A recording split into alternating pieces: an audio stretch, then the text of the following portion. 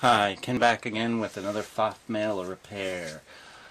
Okay, this is a 1222E and it's electronic, and a lot of people ask me about the electronics, the electronic P's, and the 1222 electronic. Okay, just to clarify, to me, anything that has a circuit board in it, okay, it has to have a few components, a few resistors, capacitors, or diode or something on it, and it's just not one single component like a capacitor as a filter. I don't consider that electronic, but anything with the circuit board I consider an electronic machine, okay, whether the circuit board's in the machine or whether it's in the foot pedal, okay. Now, this is, I'm going to try to pronounce the name, Adrienne machine, and hopefully I got that right. I'm not great with names. Actually, I'm terrible with names and remembering names, ever since I was a kid. So, this is her, and I'm hoping that it's her, but this is her 1222E, and it had a lot of problems. It had problems with the straight stitch. Okay, there is a mechanism that runs off of the front dial, and it basically zeroes out your needle so that you have a straight stitch, and then it can go into a zigzag.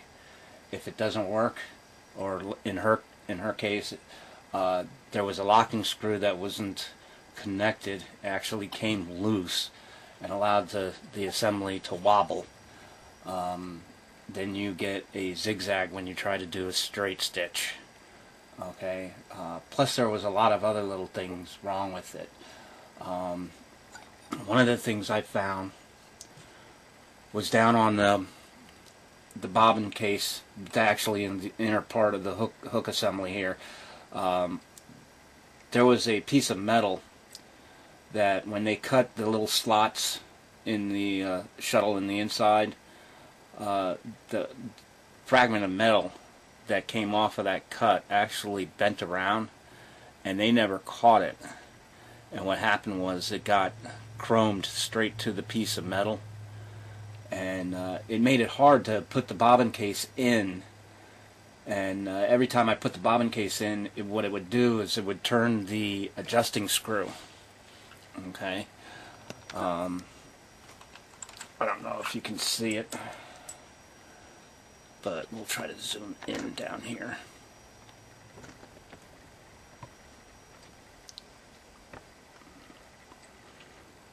Get my little thing here.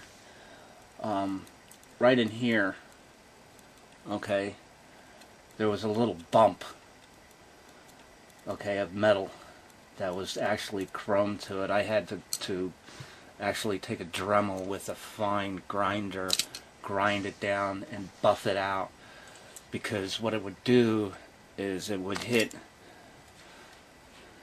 okay, it would hit this screw on the bobbin case and actually turn it, so you would start to lose adjustments on it. And I found out that a lot of times I couldn't get the bobbin case to go in right. It just wouldn't lock on to the post in here. This is a lever type of assembly, and if you can see it, the one piece of metal comes over and makes it an oblong hole. That's the locking mechanism. It goes around the slot that's on the shuttle here.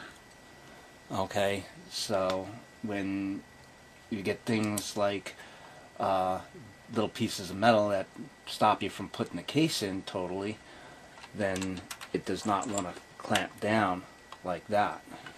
Okay, now you can see that there's an inner piece that goes, actually it connects. It actually slides into that slot, and that's what locks the bobbin case in. Okay, so we'll do one turn, get my threads up, and that's done. So a lot of little things, like I said, was wrong. feed system was out. There was a lot of other things that were out on it that I had to adjust. So it took me a while to do it, because I do adjustments